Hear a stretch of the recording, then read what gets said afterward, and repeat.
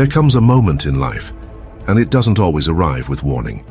It creeps in after sleepless nights, broken plans, and repeated attempts to fix what just won't bend. You've been doing more, haven't you? Hustling, grinding, meditating, journaling, manifesting, praying, planning, and yet, nothing moves. You look at the sky and whisper, "Why isn't it working?" But here's the harsh, liberating truth. You've been trying to force alignment with a clenched fist, and the universe doesn't answer fists. It answers surrender. Carl Jung once said, "What you resist not only persists but grows in size." So while you've been trying to affirm your future, deep inside, your energy's been saying, "I don't have it. I'm not enough. I'm scared." And guess what? The world listens to your energy, not your words. That's why your efforts don't manifest results. Not because you're lazy, not because you're broken, but because you're stuck in survival mode, trying to control what was never yours to command. You don't attract what you want. You attract what you are. And when your entire identity is built on chasing, fixing, solving, your life becomes a reflection of the very emptiness you're trying to escape. So what if I told you this? The most powerful move you can make right now is to stop. Stop grasping, stop pushing, stop proving. Not from fear, but from faith. Not from weakness, but from wisdom. Because when the doing stops, the becoming begins. When the noise dies down, the unconscious awakens. And when you finally stop interfering, the psyche begins to heal, the shadow begins to integrate, and reality starts aligning on its own. This is not the end of your effort. This is the beginning of your surrender. Not giving up, but giving in to something deeper, something timeless. Let go and watch what happens. Let's begin. Chapter 1. Stop chasing, you're blocking yourself. We've been sold a lie that success comes from chasing, that happiness is a result of relentless pursuit, that if you just run faster, push harder, and keep grinding, eventually what you want will fall into your hands. But Carl Jung didn't teach us to chase dreams. He taught us to turn inward, to ask, why am I chasing this in the first place? Because sometimes the thing you're chasing isn't the real desire. It's the band-aid for a deeper wound. When you crave love so badly it consumes your thoughts, is it really about love? Or is it about the fear of being abandoned again? When you obsess over wealth, is it truly about money? Or are you still trying to prove your worth to the people who once made you feel small? Jung's genius wasn't in motivation, it was in confrontation. He said, until you make the unconscious conscious, it will direct your life and you will call it fate.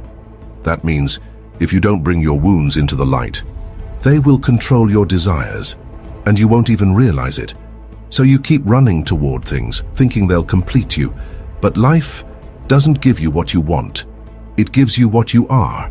And if what you are is wounded, desperate, fragmented, then every goal you chase will slip through your fingers, because the energy behind your effort is saying, I am not whole, I am not worthy, I need this to feel enough. And the universe?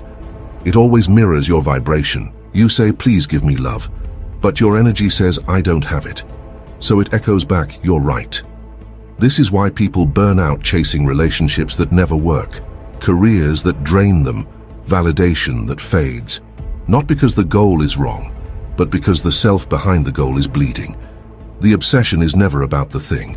It's about what you believe that thing will fix inside you. And here's the uncomfortable truth. If you got what you wanted right now, you wouldn't even be able to hold it, because your hands are still trembling with old pain. Jung wasn't here to help you manifest from ego. He was here to help you integrate your soul, to stop chasing, and start facing the part of you that's been quietly screaming, I'm not chasing success, I'm chasing wholeness. So here's your turning point. Before you ask the universe for more, ask yourself, what part of me still feels empty? Because once you heal that, you'll stop chasing what was never yours and start attracting what was always meant for you. This is not about quitting your goals. It's about cleansing your reasons. It's about becoming the kind of person who no longer needs, because they've already become whole. Only then will the universe stop testing you and start trusting you. Let's go deeper. Chapter 2. The unconscious is always listening. Most people wake up every day thinking they're being tested by life, that the universe is throwing obstacles in their way to see how strong they are. But the truth is far deeper and more personal. You're not being tested, you're being mirrored. Life doesn't respond to what you want, it responds to what you are. Not your affirmations, not your Instagram captions about healing, but your unconscious identity, the silent belief system pulsing underneath every decision you make. Carl Jung understood this with brutal clarity. He said, "Your vision will become clear only when you look into your heart. Who looks outside dreams. Who looks inside awakens." Translation: stop looking for signs in the sky. Start reading the ones inside your soul. Because here's the brutal reality. If your unconscious mind is filled with doubt, fear, trauma, unworthiness, you could write affirmations in gold ink on your ceiling. You could repeat, "I'm enough," until your throat goes dry. It still won't land.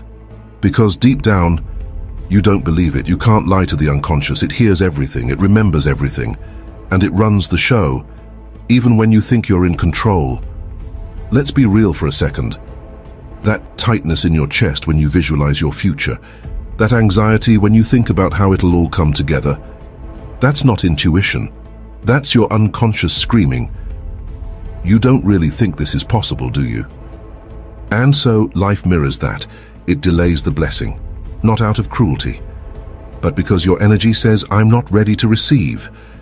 So what do? We stop. We stop begging. We stop obsessing. We stop throwing more positivity on top of internal chaos. Because real power isn't found in more effort. It's found in presence, in slowing down enough to hear the whispers of your own psyche. When you feel the doubt, don't run from it. When fear shows up, don't bury it under another motivational podcast.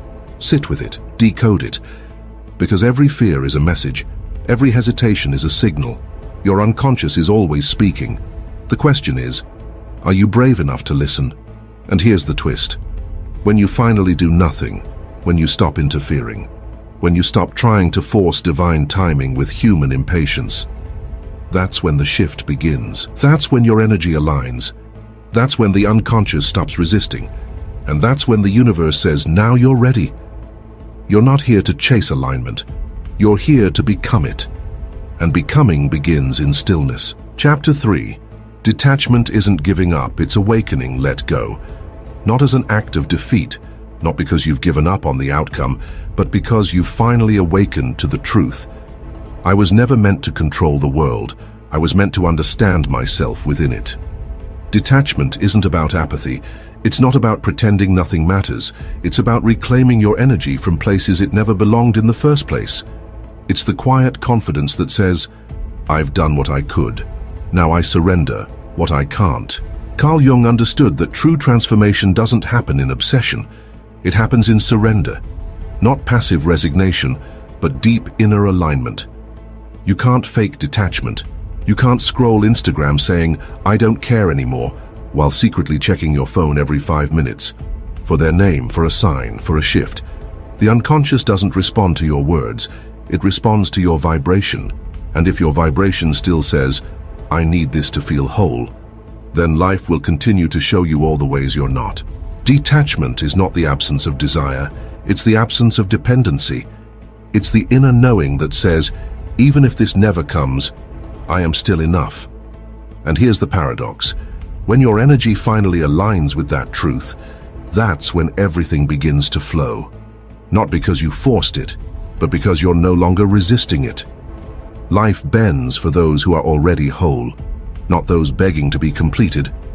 So if you're in pain right now, if you're caught in that invisible web of waiting, obsessing, hoping, pause, not to distract yourself, but to ask, what part of me still believes that this one thing will fix everything?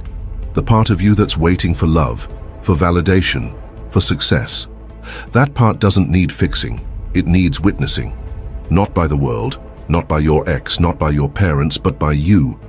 Because the moment you see yourself clearly, without judgment, without shame, you stop looking outside for mirrors and you start becoming your own. And that is where the real shift begins. No more chasing, no more begging, no more proving, just being fully, unapologetically, powerfully. You. Chapter 4. Allow the void. This is where transformation happens after you finally let go. After the fight, the obsession, the gripping, the begging, something unexpected happens. Nothing. No sign, no reward, no sudden miracle. Just silence. You wake up and the world looks the same. Your phone doesn't buzz. Your heart still aches. The opportunity hasn't come. The message hasn't arrived.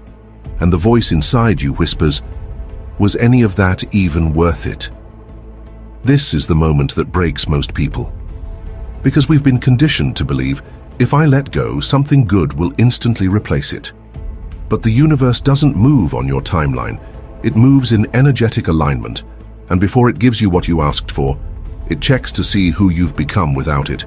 So here you are in the void, a space that feels like nothing, but holds everything.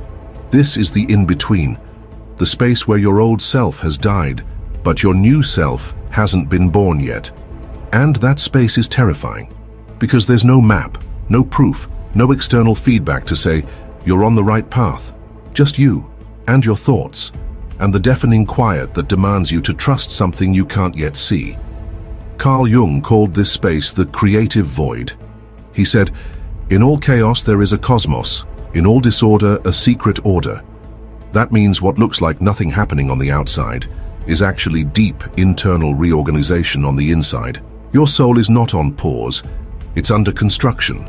Your unconscious is rewiring, old wounds are detaching, new beliefs are anchoring, your nervous system is adapting to receive the thing you used to beg for. But here's the trap, because you can't see it happening. Your ego tells you, now this isn't working. And if you believe that lie, you'll self-sabotage, you'll start chasing again, and you'll block everything that was quietly forming behind the scenes. The void is not a punishment, it's a purification. It strips away everything you were depending on, the external validation, the illusion of control, the addiction to outcomes, until the only thing left is your truth. And when you reach that place, where you stop chasing and start becoming, the universe listens. Because energy never lies. You can post vision boards, recite affirmations, and chant mantras all day long. But if your energy still says, "I'm scared it won't happen," then life mirrors that. The void is the moment where you're asked to embody the outcome before it arrives. Can you feel wealthy before the money hits your bank account? Can you feel loved before the relationship manifests? Can you feel free before anything changes on the outside? Because if you can, you collapse time. You turn waiting into becoming. You turn stillness into magnetism. You become the vibration of your desire. And life has no choice but to meet you there. But first, you must pass the test, the silence, the unknown, the terrifying gap where you feel like you're doing nothing. But in truth, you're becoming everything. So if you're in that void right now, hold your ground. Don't move. Don't fix. Don't panic. Breathe. Align. And listen. Because once you master this sacred stillness, once you stop needing proof and start becoming presence, life gets loud again. But this time, it sings your song. Chapter 5. Integrate. Don't obsess. Every desire you feel isn't random. It's not a punishment. It's not the universe teasing you or dangling something just out of reach. It's a mirror, a message, a spiritual assignment. Carl Jung understood this deeply. He taught that every desire is a signal from the unconscious, not to chase something out there, but to awaken something in here. You don't want money just to be rich. You want to feel safe. You don't want a relationship just to be loved. You want to feel seen. You don't want success just for applause. You want to finally believe that you're enough. The desire is not the problem, the unconscious attachment underneath it is. And this is where most people get stuck. They obsess. They mistake their yearning for action. They check their phone 20 times a day. They reread old conversations. They overanalyze every delay, every silence, every little shift in energy. And they call it manifestation. But Carl Jung's work, especially the process of individuation, taught us something different. The goal isn't to become perfect, it's to become whole. And wholeness doesn't come from obsessing over what you lack. It comes from integrating what you've disowned, your light, your shadow, your power, your insecurity, your deepest truth. even the parts you've been ashamed to look at. Because when you finally hold both your strength and your struggle, you stop needing life to fill you. You become full, on your own. Let this land. You don't attract what you obsess over. You attract what you've made peace with. So the next time you feel the pull to chase, pause, not out of laziness, but out of mastery. Take a breath, close your eyes, and ask, what part of me still thinks this thing will complete me? Because when you realize you are already whole, that you're not missing anything, not broken, not behind, something powerful happens. The obsession dissolves, and in its place, calm, clarity, and actual magnetism. You stop needing the world to prove your worth. And ironically, that's when the world starts responding to you differently. Because now your energy says, I'm already it, I'm already there. That's the difference between manifesting from desperation and magnetizing from alignment. So yes, you could keep reaching, you could keep analyzing every sign. Or you could do the radical, revolutionary thing. Sit still, do nothing, and let life catch up to who you've already become. Because once the internal work is done, you don't need to chase, you don't even need to ask. You simply allow, you simply receive, you simply are. Chapter 6. The ego wants control. The soul wants peace. Let's be honest, in that part of you that keeps checking your phone, refreshing your inbox, rereading conversations, watching the clock, asking, why hasn't it happened yet? That's not your higher self. That's your ego. They're screaming in fear. The ego hates the unknown. It craves certainty. It needs the illusion of control to feel safe. And if it doesn't get it, it spirals. It catastrophizes. It floods your nervous system with panic and labels it intuition. But that's not intuition. That's insecurity. That's unhealed fear dressed in urgency. Carl Jung saw this internal war clearly. He didn't just study it, he lived it. And he taught us that the human experience is a constant tension between the ego and the soul. The ego demands proof. The soul whispers truth. The ego says, I need to control this so I don't get hurt again. The soul says, I've already survived worse. Let's flow. Here's what most people never learn. The ego seeks outcomes. The soul seeks alignment. The ego needs to know how it's going to happen. The soul only needs to feel that it will. Because the soul operates outside of time. It isn't chasing, it's remembering. Carl Jung once wrote, the privilege of a lifetime is to become who you truly are. And here's the plot twist. Who you truly are is not the version of you that's panicking. It's the version beneath all that. The one that already feels complete. That version of you isn't scared of silence. It isn't measuring its worth in text replies, followers, bank balances, or timelines. It breathes deeper, speaks slower, moves with grace, not urgency, because it knows everything meant for me will arrive, and it will arrive on time. Divine time, not mine. But to access that version, the real you must learn to pause when panic rises, to interrupt the pattern, to ask a question so simple, yet so powerful. Is this coming from my ego, or from my essence? If it's pressure, anxiety, desperation, that's ego. If it's peace, ease, surrender, and that's soul. This doesn't mean stop dreaming. It means stop clinging. Stop suffocating your manifestations with fear, because desperation is noisy. But alignment? Alignment is silent. It doesn't beg. It doesn't chase. It simply becomes. So if you're in a moment of doubt right now, don't add more noise. Don't drown yourself in distractions or self-blame. Close your eyes. Place your hand over your heart. And ask, what would the healed version of me do right now? Then do that. Not because it guarantees the outcome, but because it anchors your truth. Remember, you're not here to control. You're here to co-create. And you can't co-create from a place of panic. You must choose peace, even when it's uncomfortable, even when there's no proof, even when your ego says, this still isn't working. Because when you choose peace over pressure, that's when reality starts to shift. That's when you're no longer just a passenger in your life. You become the architect. Peace is your compass, follow it. And everything meant for you will follow you. Chapter 7. Shadow work is manifestation. Work you can't manifest a better life by only loving the pretty parts of yourself. You can't call in abundance while rejecting the version of you that's scared, angry, ashamed, or insecure, because the universe doesn't just respond to your goals, it responds to your wholeness. And wholeness means facing the part of you you've been running from your entire life. Carl Jung named it the shadow. Not evil, not darkness in the Hollywood sense, but the repressed self. The parts of you buried to survive, the fear you silenced, the rage you swallowed, the guilt you pretended didn't exist, the unworthiness you dressed up as ambition. Most people think manifestation is about scripting, visualizing, and raising your vibration. But real manifestation, lasting, grounded, soul-aligned creation, doesn't come from fantasy. It comes from integration. Let's get real. Every time you obsess over love, it's usually not about love. It's about a wound screaming, "If someone loves me, maybe I'll finally feel enough." Every time you hustle harder for money. It's not just about ambition. It's about a core belief saying, "I'm not safe unless I have more." And here's the trap. If your manifestations are rooted in shadow, in lack, fear, trauma, and unworthiness, then what you create will reflect that. You'll manifest a partner who triggers your abandonment wound.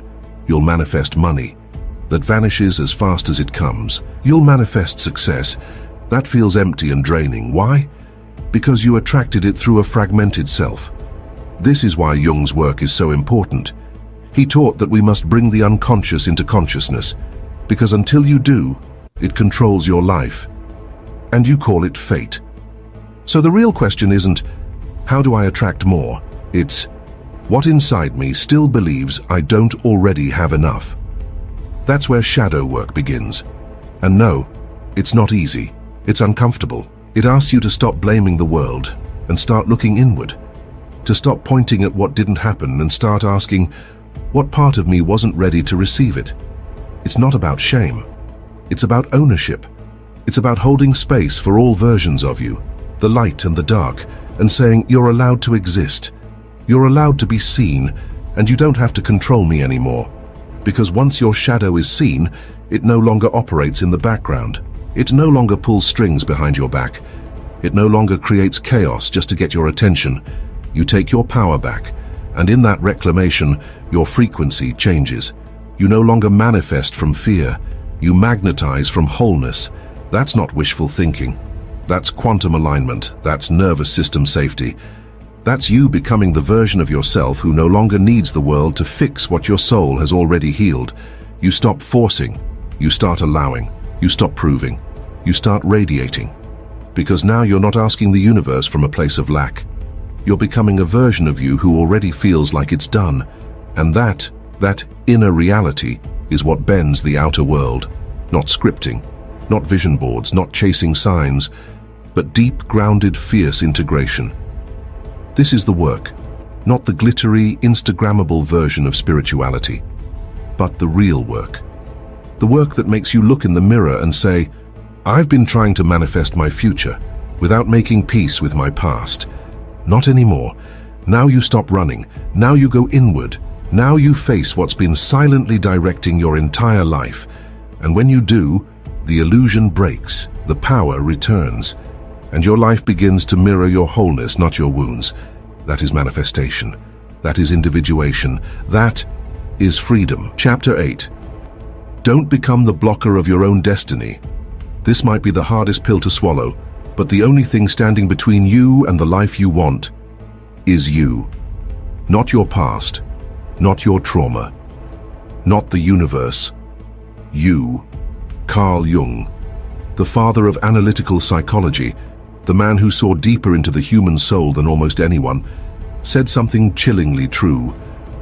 The most terrifying thing is to accept oneself completely. Terrifying? Yes, because real self-acceptance requires confronting the parts of you you've spent your whole life avoiding. The guilt, the shame, the regret, the fear that maybe, just maybe, you're not good enough. So instead of going inward, you chase the external. You look for someone to tell you you're worthy. You hustle for love. You grind for success. You manifest, not out of belief, but out of desperation to escape yourself. But here's the brutal truth. Anything you chase to avoid yourself will become the thing that avoids you. You think you're just trying to make your dream life happen, but in reality, you're using that dream to avoid sitting in the silence of who you currently are. And the universe, it's not punishing you, it's protecting you, because it knows if you received everything you wanted right now, you wouldn't be able to hold it, because part of you still doesn't feel worthy of it. And here's the deeper truth Jung pointed to. When you don't accept yourself fully, you become fragmented. Your conscious self says, I want more. But your unconscious self says, I'm not ready. And so your energy becomes a contradiction, a tug of war between desire and disbelief, a magnetic field that pushes away what it pretends to attract. You become the blocker of your own destiny, not because you're weak, but because you're still operating from an outdated version of yourself. A version built in survival, a version shaped by wounds, a version that was taught to earn love, not receive it. And the tragedy? Most people will live their whole lives chasing outcomes, when what they really need is to change their identity. You don't need to do more. You need to become the version of yourself that doesn't need to chase.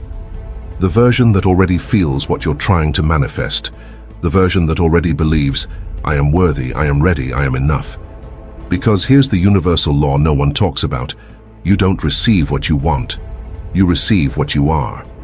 If you feel unworthy deep down, even if you say all the right affirmations, you'll unconsciously sabotage every opportunity, every relationship, every blessing. Why? Because your energy doesn't match your intention. So if things aren't moving right now, if you feel stuck, it's not because the universe is ignoring you. It's because your internal frequency is saying, I still don't believe I deserve this. And the universe, it's simply reflecting that truth back to you, again and again, not to punish you, but to wake you up. So stop blaming the world. Stop calling it bad luck. Stop asking why nothing ever works out. And start asking, what part of me still believes I have to suffer before I receive? Because the moment you stop chasing outcomes and start evolving your self-concept, that's when everything starts to shift. Not instantly, not magically, but organically. From the inside out, the way real transformation always does. So hear this. You are not stuck. You are not cursed. You are simply being asked to rise, to grow into the version of yourself that can hold what you've been asking for. Not just for a moment, but for a lifetime. And when that inner shift happens, you won't need to force manifestation. You'll become it. That's not magic. That's alignment. That's individuation. That's the power of finally and fully accepting yourself. Final chapter. You're not manifesting. You're remembering. Let's end this journey with the deepest truth Carl Jung ever whispered between his teachings. A truth so powerful, it doesn't just change your mindset. It restores your identity. You're not manifesting. You're remembering. All this time you thought you were building a new life. You thought you were attracting something outside of you, a dream partner, success, peace, abundance. You were doing the work, the affirmations, the visualizations, the shadow work, the healing, trying so hard to bring something into existence. But what if the real work wasn't about bringing it in, but uncovering what's always been there? Carl Jung's genius wasn't in helping people achieve more. It was in showing people that they were never missing anything to begin with, that all the pieces they were chasing were actually fragments of themselves they'd abandoned along the way. Let this land deeply. The version of you that has the love you crave already exists. It's not a future version. It's your original blueprint. But somewhere along the road, the noise got loud. The world convinced you that you had to chase to matter. You had to earn your worth. You had to perform for love. You had to sacrifice your truth to be accepted. So you forgot your wholeness, forgot your divinity, forgot your natural alignment. You didn't lose your power, you just lost your connection to it. And now, as you walk the path of healing, growth and self-discovery, you're not building something new, you're not starting from scratch. You're simply removing what's not you, the fear, the guilt, the proving, the perfectionism, the overthinking, the attachments, the stories, all of it, just static, hiding the signal of your soul.